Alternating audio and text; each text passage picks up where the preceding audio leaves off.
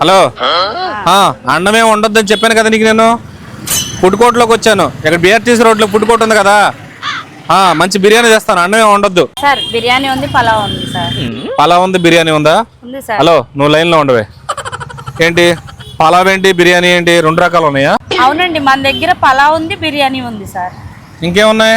మన దగ్గర వచ్చేసి మిక్స్డ్ పలావ్ ఉంటుంది, మిక్స్డ్ బిర్యానీ ఉంటుంది, ఫ్రై పలావ్ ఉంటుంది, ఫ్రై బిర్యానీ ఉంటుంది, దమ్ బిర్యానీ ఉంటుంది, అలాగే కర్రీ బిర్యానీ కూడా ఉంటుంది. ఇవన్నీ ఓకే కానీ బాగుంటుందా? తింటే కదా సార్ బాగుంటుందో లేదో తెలిసేది. నాకు నచ్చలేదు అనుకో, డబ్బులు కూడా ఇవ్వను. సరే సార్, ముందు తినండి. నచ్చకపోతే నాకు ఒక్క రూపాయి కూడా ఇవ్వద్దు మీరు. ఒకసారి లైన్ లో ఉండవే. అమ్మాయి ఎవరో బంపర్ ఆపరేస్తుంది, పద పెట్టండి.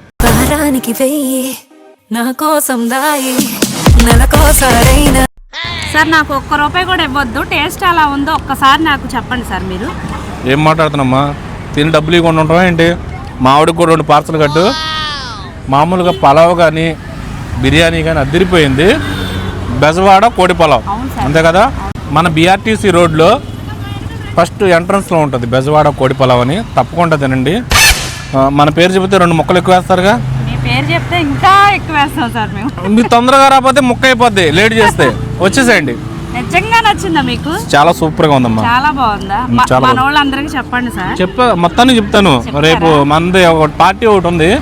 ఆ పార్టీకి మీరు వండి కూడా పంపిస్తారు కదా కావాలంటే. పంపిస్తాం sir. Okay, thank you. Thank you sir.